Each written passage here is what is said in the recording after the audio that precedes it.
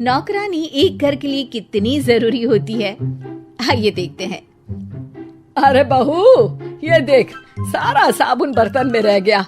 ये नौकरानी कोई काम नहीं करती, गंदा काम करके चली जाती है और ढेर सारा पैसा ले जाती है।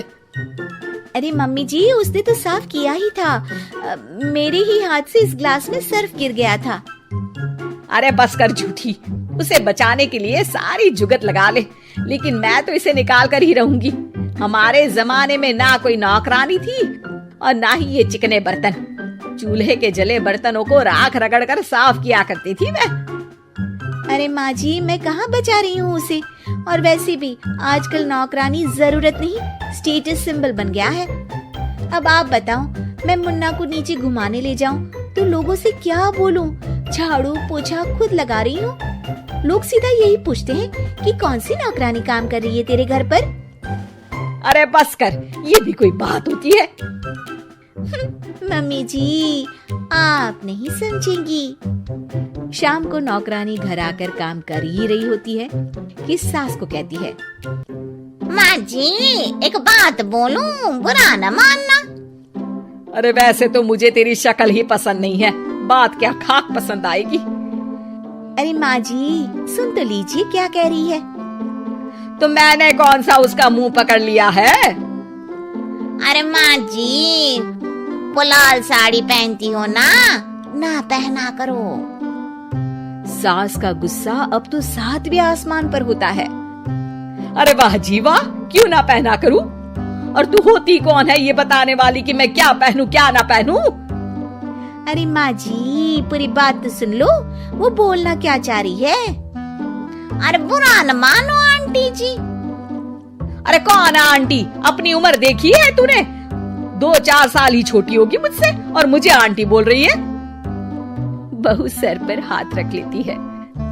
अरे अच्छी खासी उम्र दराज हो और आंटी ना बोलूं?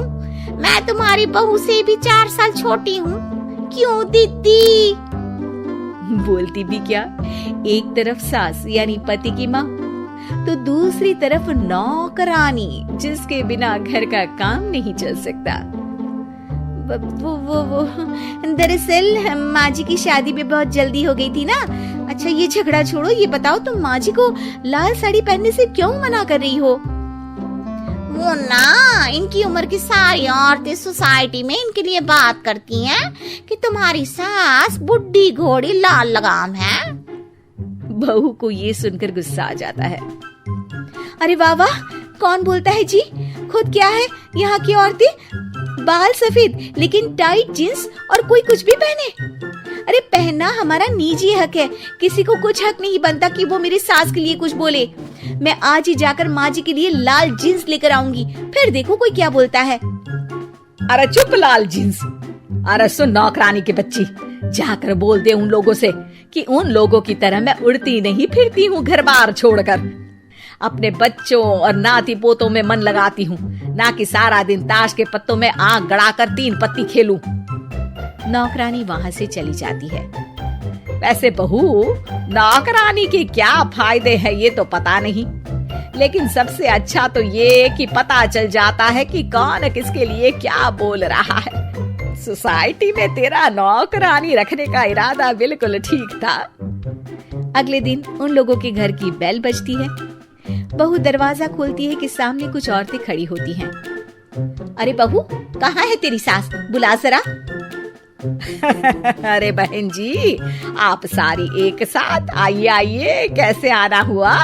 अरे 3 पत्ते खेलने आई हैं, क्यों खेलोगी? क्यों नहीं, वैसे भी बड़े दिन हो गए, एंटरटेनमेंट हुआ नहीं। बहू जा जाकर पकोड़े तो बना ला। अरे बस करिए, आगे कुछ पीछे कुछ। वैसे तो कहती है कि परिवार पर ध्यान देती है, हमारी तरह 3 पत्तियां नहीं खेलती। हमने कौन सा परिवार छोड़ दिया? सास सक पका जाती है। अब ये किसने कहा? मैं तो कहती हूँ कि मैं भी थोड़ा बाहर निकलूं। आपने ही तो कमला नौकरानी से ये सारी बात की थी। सास और बहू को अब सारी कहानी समझ आ जाती है कि सोसाइटी की औरतें क्यों भड़क रही हैं। माफ करिए आंटी, मैं छोटी हूँ, लेकिन फिर भी पहले तो आप लोगों ने माँ की लाल साड़ी का मजाक उड़ाया था ना। हाँ उड़ाया था, लेकिन उससे पहले तो तुम लोगों ने हमारी जीन्स के बारे में बात की थी। अरे क्यों ना पहने हम जीन्स, तुम्हारे पैसों की थोड़ी ना है।